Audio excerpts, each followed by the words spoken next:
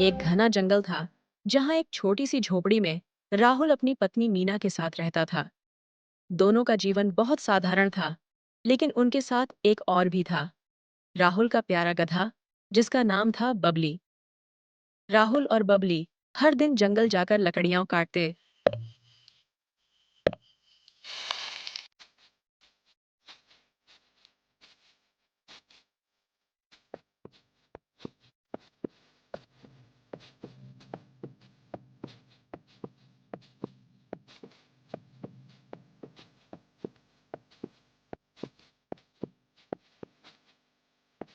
और गांव जाकर बेचकर अपना गुजारा करते।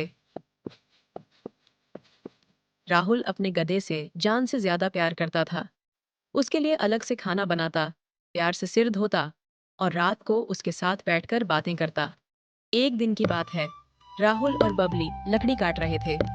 तभी उन्होंने देखा कि जंगल की घास फूस और पेड़ हिलने लगे। अजीब सी गुनगुनाहट हो रही थी। राहुल सतर्क हो गया और उसने तुरंत बबली पर बैठकर घर की तरफ दौड़ लगाई।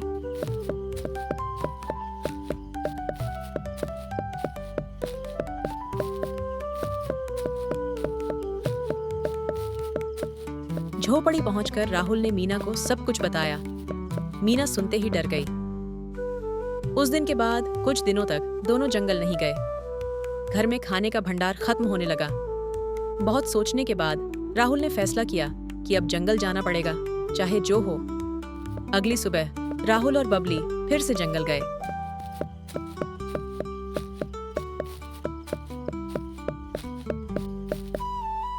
लकड़ी काट रहे थे कि तभी फिर से वही हरकत। घास हिलने लगी, पेड़ झुकने लगे।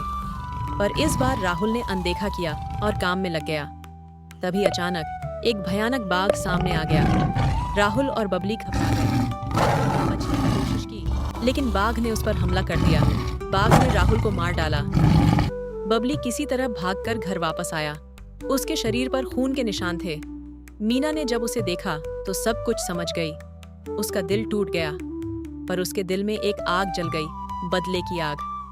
बबली भी उदास था, लेकिन उसकी आंखों में भी गुस्सा था। मीना ने उसके सिर पर हाथ रखा और कहा, राहुल का बदला लेंगे, चाहे कुछ भी हो। दोनों ने मिलकर एक चतुर योजना बनाई। मीना ने बबली को ट्रेन किया और एक दिन वो दोनों जंगल के उसी जगह पहुंचे। वहां पहुंचते ही एक बार फिर बाघ सामने आ गया। जैसे ही बाघ ने हमला किया, मीना और बबली जंगल में दौड़ने लगे। भागते भागते वो दोनों एक खतरनाक खाई के पास पहुंचे। ये सब उनकी योजना का हिस्सा था। मीना ने इशारा किया और बबली ने जोर से छलांग मारकर खाई के एक तरफ पहुंच गया। मीना भी उसके पीछे छलांग लगा दी। बाघ, जो उनका पीछा कर रहा था, इतनी तेजी से दौड़ रहा था कि उसे समझने का मौका ही नहीं मिला और वह सीधा खाई में गिरकर मर गया। उस दिन के बाद मीना और बबली ने फिर से वही जीवन जीना शुरू किया। हर दिन जंगल जाते, लकड़ी काटते, गांव जाकर बेचते। एक समय की बात है, एक छोटा सा गांव था जिसका नाम था रामपुर। ये गांव देखने में साधारण था, लेकिन इसकी चर्चा दूर दूर तक होती थी, क्योंकि वहां रहता था एक असाधारण इंसान, विवेक बाबा। वो ना किसी मंदिर में रहते थे, ना उन्होंने कभी भगवा कपड़े पहने। उनका ठिकाना था गांव के एक कोने में, नीम के एक पुराने पेड़ के नीचे। सादे कपड़े, शांत चेहरा और आंखों में इतनी गहराई जैसे दुनिया की हर सच्चाई देख ली हो। गांव के बच्चे, बूढ़े और जवान सभी उनके पास आते थे, क्योंकि जो वो कहते थे वो सीधा दिल और दिमाग तक उतरता था। उनका हर जवाब एक कहानी जैसा लगता था, लेकिन उस कहानी में छुपा होता था एक गहरा सच।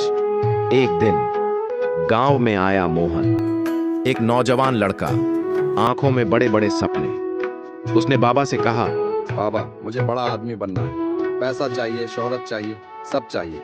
मैं क्या करूं? विवेक बाबा ने जमीन से एक साधारण सा पत्थर उठाया।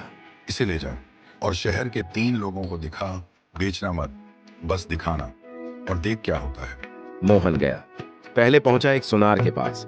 उसने पत्थर को देखा और कहा, ये तो बस एक साधारण पत्थर है, ज्यादा से ज्यादा 5 रुपये दूंगा। फिर गया एक व्यापारी के पास।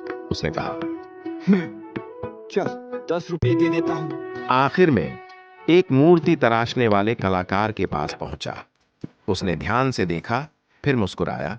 इसमें तो एक आकार छिपा है, मैं इसे 500 रुपये में खरीदूंगा। मोहन चौंका और वापस बाबा के पास आया। बिल्कुल इसी तरह है जिंदगी। जो तेरी कीमत समझेगा वही तुझे सही जगह देगा। पर ध्यान रखना, दुनिया को खुश करने के लिए खुद को बेचना मत सीख, खुद को बनाना सीख।